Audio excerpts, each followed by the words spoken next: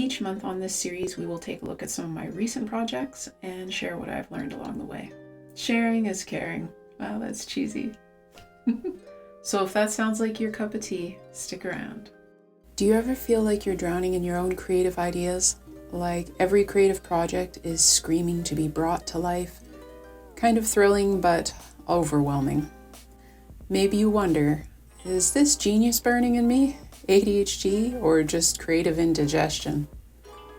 As uncomfortable as it is, sure beats being bored. It seems to me time passes at an alarming rate. Summer has arrived here on the prairie, and with summer comes the garden, as well as portrait painting, printmaking, home makeovers, photo shoots, and finally, business goal revisions. Did I mention the day jobs too? And most exciting of all, my son will be coming home for the summer. Much to prepare before he arrives. I want the house to be calm and beautiful for him. This month I noticed my painting, drawing, and printmaking picking up speed after a year and a half of steady application.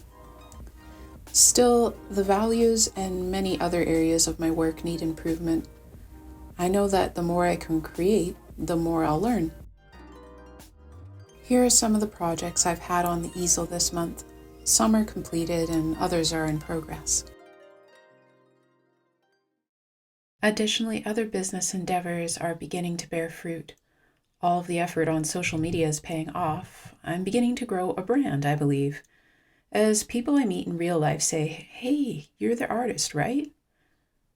As a result, there is a steady trickle of painting commissions coming in, and this YouTube channel is off to a promising second quarter, as visitors seem to be enjoying the time they spend here. With all of this creative growth, I'm aware that I need to prune some projects, or at least let them grow weedy.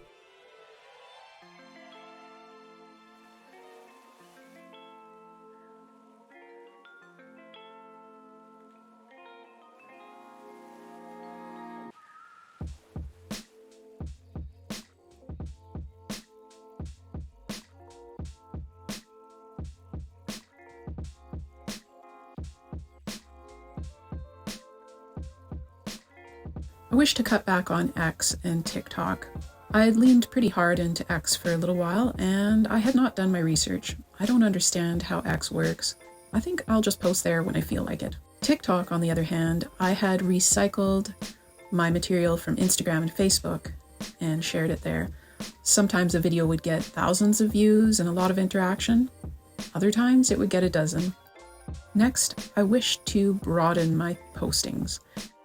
The majority of everything I share is art, and I think I had better open up a bit. As for growing, in the coming months, I'm going to launch a commissions payment plan. I'm pretty excited about this. A small version of it will be available on Patreon, and from there I will redirect people to my website, where the larger version will be available. And going forward, I'm going to make all of my Patreon videos visible, because my club there is pretty small. And it takes a lot of work to make these videos. I think that the larger public could enjoy them too. Finally, a project I've been really excited to begin. I'm going to interview other creators.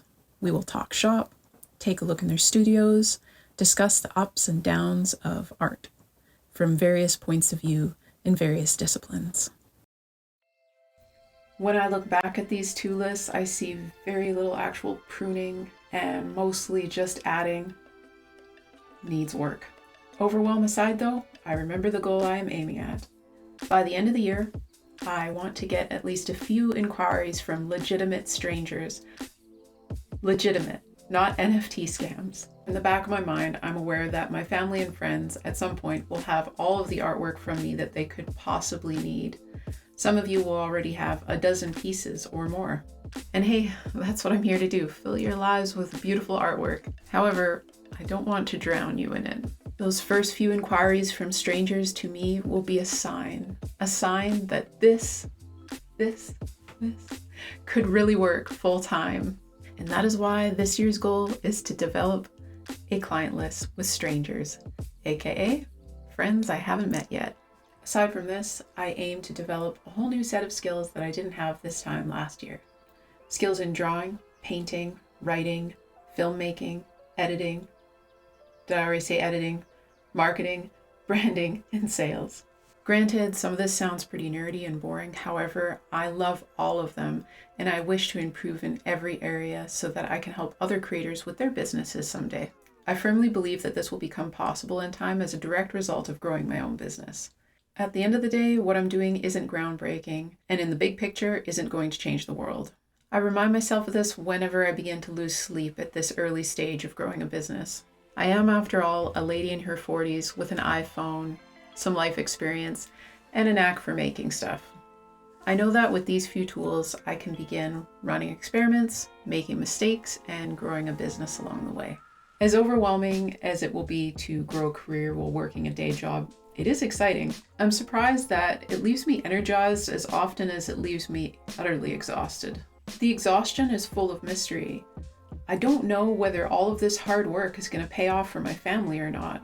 It could end up either a wildly successful experiment or moderately so. When we build our dreams, we enter an adventure. We become the main characters in our own suspense-filled story. If there is one lesson I've learned in this last year and a half, it is this. At the very least, you will develop new skills while deepening others, and it is likely that you will grow an enthusiastic community who will be waiting with anticipation to see what you are going to make next. Okay, that's all. Go make something beautiful.